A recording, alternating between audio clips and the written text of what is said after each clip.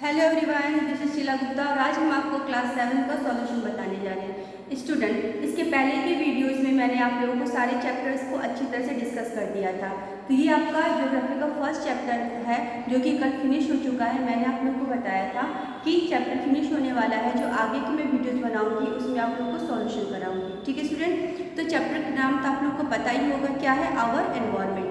तो इसके पहले की वीडियोज़ में मैंने सारी चीज़ें मैंने आप लोग को डिस्कस किया था कि नेचुरल एनवायरनमेंट क्या होता है, ठीक है, लाइटोस्फीयर क्या होता है, बायोस्फीयर क्या होता है, हाइड्रोस्फीयर क्या होता है, एटमॉस्फेयर क्या होता है और ह्यूमन एनवायरनमेंट क्या होता है। ठीक है, ये सारी टॉपिक मैंने आप लोगों को लाइन वाइज पूरा डिस्कस कर दिया था। और हाँ, अगर अभी तक आप लोगों ने वो वीडियोस नहीं देखे हैं तो आप यूट्यूब के लिंक में जाकर वो वीडियोस आप सर्च करके देख सकते हो। और अगर आपको कोई प्रॉब्लम्स होती है, कोई लाइन आपको क्लियर नहीं, आपको समझ में नहीं आ रहा है, तो विदाउट एनी हेजिटेशन वो क्वेश्चंस के आंसर आप हमसे पूछ सकते हैं। कहाँ पर? कमेंट बॉक्स में लिख के। ठीक है, आप कमेंट बॉक्स में हमसे वो क्वेश्चन पूछ सकते हैं, तो हम आपको बता देंगे। क्लास 7 के स्टूडेंट्स ने मुझसे पूछा था कि मैम ज्योग्राफी किस कॉपी पे बनेगी, तो आपकी जो कॉपी बनेगी वो लाइनर वाली रहेगी, एक तरफ लाइनिंग और एक तरफ प्लेन, जैसे कि अभी तक आप लोग बनाते हो। हिस्ट्री की कॉपी आपका दोनों तरफ लाइनिंग की होगी, सिविक्स की भी दोनों तरफ लाइनिंग होगी। सिर्फ जियोग्राफी की जो कॉपी आप बनाओगे वो एक तरफ लाइनिंग होगा और एक तरफ प्लेन होगा, क्योंकि आपको पता है कि इन सब में क्या होता है, डायग्राम बनता है। तो डायग्राम के लिए क्या होता है, ज़रूरी है ऐसी कॉपी। ठीक है स्टूडेंट, तो समय नहीं लॉस करेंगे आपका। तो आपका एक्सरसाइज हम स्टार्ट करते हैं। तो आपको पता है कि एक्सरसाइज कैसे किया जाएगा। सबसे पहले आप क्या करते हो, हार्डवर्ड लिखते हो। तो 10 हार्डवर्ड आपको इस चैप्टर से लिखने हैं। कॉपी आप ज्योग्राफी की ले लीजिएगा, नीट एंड क्लीन लिखिएगा, एक पेज आप छोड़ के तब आप लिखना स्टार्ट करिएगा। तो चैप्टर आपका फर्स्ट ज्योग्राफी, आप लिखेंगे चैप्टर फर्स्ट ज्योग्राफी और क्या लिखेंगे, आवर एनवायरनमेंट। ठीक है, इसको लिखने के बाद मैं लिख दूँ, लिख लेना आवर एनवायरनमेंट। ठीक है, हार्डवर्ड आपको 10 हार्डवर्ड्स लिखने हैं और वो हार्डवर्ड कौन है देख लीजिए। पहला कौन सा है, component, COMPONENT, component, COMPONENT, component. ठीक, नेक्स्ट आपका क्या रहेगा, एनवायरनमेंट, ENVIRONMENT,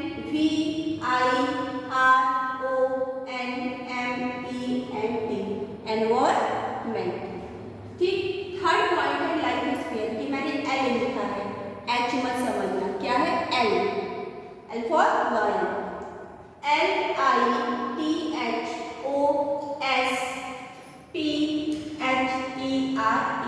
LITHOSPHERE, लाइटोस्फीयर। लाइटोस्फीयर पता है ना आप लोगों को, मैंने आप लोगों को टॉपिक में बताया था कि लाइटोस्फीयर हाइड्रोस्फीयर सब क्या होता है। उसको आप अच्छी तरह से सर्च कर लीजिए, देख लीजिए, और नहीं तो बुक एक बार आप रीडिंग कर लीजिएगा, बुक में भी आपको क्लियर हो जाएगा। ठीक है, फोर्थ क्या है, हाइड्रोस्फीयर, HYDROSPHERE, हाइड्रोस्फीयर। फिफ्थ क्या है, एटमॉस्फेयर, ATMOSPHERE, एटमॉस्फेयर। नेक्स्ट है बायोस्फीयर, BIOSPHERE,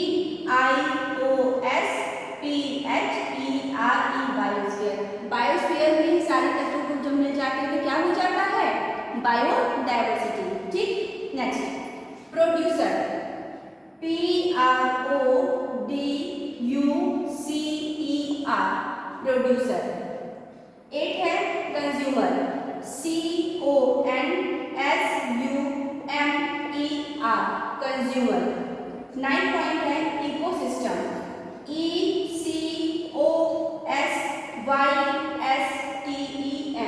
इकोसिस्टम।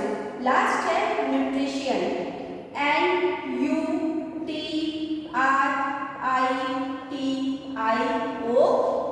ठीक है, न्यूट्रिशन। फिर से एक बार आप लोग देख लीजिए हार्डवर्ड्स। फर्स्ट है component, second is environment, third is lithosphere, fourth hydrosphere, fifth atmosphere, six biosphere, seven producer, 8 consumer, 9 ecosystem and last 10th is nutrition. ठीक, ये पहले आपको हार्डवर्ड अपनी कॉपी में मेंशन करेंगे, उसके बाद क्वेश्चन आंसर। ये जो आपका टॉपिक है करेक्ट ऑप्शन और फिल इन द ब्लैंक्स, ये आपको कॉपी में नहीं करना, ये आपको किसमें रहेगा, बुक में ही रहेगा, ठीक है। तो अब आप करेक्ट ऑप्शन में ध्यान दीजिए।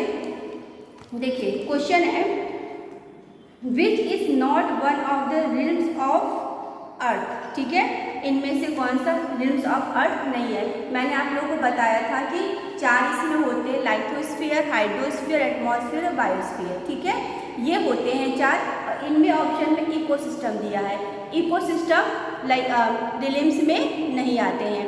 तो आप क्या टिक करोगे, ए टिक करोगे इकोसिस्टम की जो लाइन है उस पर, ठीक है। नेक्स्ट है which is not a part of a biological environment, इसमें बोल रहा है कि बायोलॉजिकल एनवायरनमेंट का पार्ट कौन सा नहीं है। देखिए बायोलॉजिकल एनवायरनमेंट के वो पार्ट होते हैं जो नेचुरल होते हैं, यानी प्रकृति से रिलेटेड होते हैं। लैंड हो गया, सॉयल हो गया, वाटर हो गया, सन हो गया, प्लांट्स हो गया, ट्रीज हो गया, ठीक है, ये सब। एनिमल बायोलॉजिकल में नहीं, अबायोलॉजिकल में आते हैं, ठीक है। तो आप सी का क्या लिखोगे, एनिमल, इस ऑप्शन पे आप क्या करोगे, टिक करोगे। नेक्स्ट है which is human made environment, sorry third का देखिए, थर्ड का मैं भूल गई थी। थर्ड देखिए विच is not a component of human environment, इनमें से कौन सा है जो कि एनवायरमेंट का कंपोनेंट यानी एनवायरमेंट के तत्व में नहीं आता है।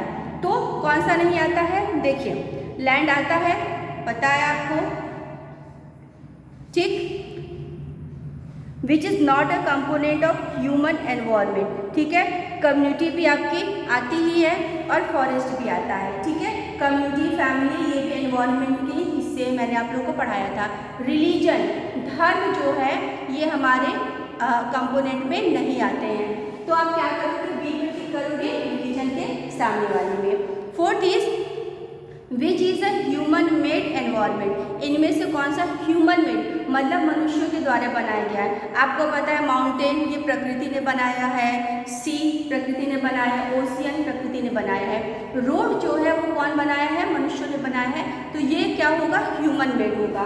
तो आप क्या करोगे, सी वाले पे टिक करोगे, रोड पे, ठीक। लास्ट है और फिफ्थ पॉइंट है which is not a natural ecosystem, इनमें से कौन सा नेचुरल इकोसिस्टम क्या है, नहीं है। डिजर्ट आपको पता है, रेगिस्तान नेचुरल इकोसिस्टम में आते हैं, फॉरेस्ट भी आता है, लैगून भी आता है। लैगून क्या होता है मैं आपको बता दूंगी आगे जब आप लोग पढ़ोगे कि लैगून क्या होता है। जो गंगा नदी के किनारे की मिट्टियाँ जो होती है उससे लैगून बनता है, वो मैं आपको बता दूंगी, वो भी प्रकृति में आते हैं। सिर्फ एक्वेरियम जो होता है, एक्वेरियम जो है वो प्राकृतिक नहीं है, ये क्या है, ये भी मनुष्यों के द्वारा बनाई गई है। जैसे आप देखोगे ना एक्वेरियम में मछली वगैरह पाले जाते हैं, वो हम खुद क्या करते हैं कि उसका ढांचा बनाते हैं, उस पर फिश ला के रख देते हैं, तो वो नेचुरल नहीं है, ठीक है, वो मनुष्यों के द्वारा बनाई गई है। तो ये क्या हो गया, ह्यूमन मेड हो गया, ठीक। तो आई थिंक आप लोगों को ये करेक्ट ऑप्शन वाला समझ में आ गया होगा क्वेश्चन। अब देखिए फिल इन द ब्लैंक्स, ठीक, फिल इन द ब्लैंक्स पे ध्यान दीजिए। पहला आपका क्वेश्चन है ecology studies the relationship between, ecology किसकी स्टडी करता है, लिविंग ऑर्गेनिज्म और एनवायरनमेंट की, ठीक है। तो आप क्या करोगे, लिविंग ऑर्गेनिज्म और एनवायरनमेंट, ठीक है, समझ में आ गया। फर्स्ट में लिविंग होगा, उसी में देखिए 2 कॉलम दिया हुआ है।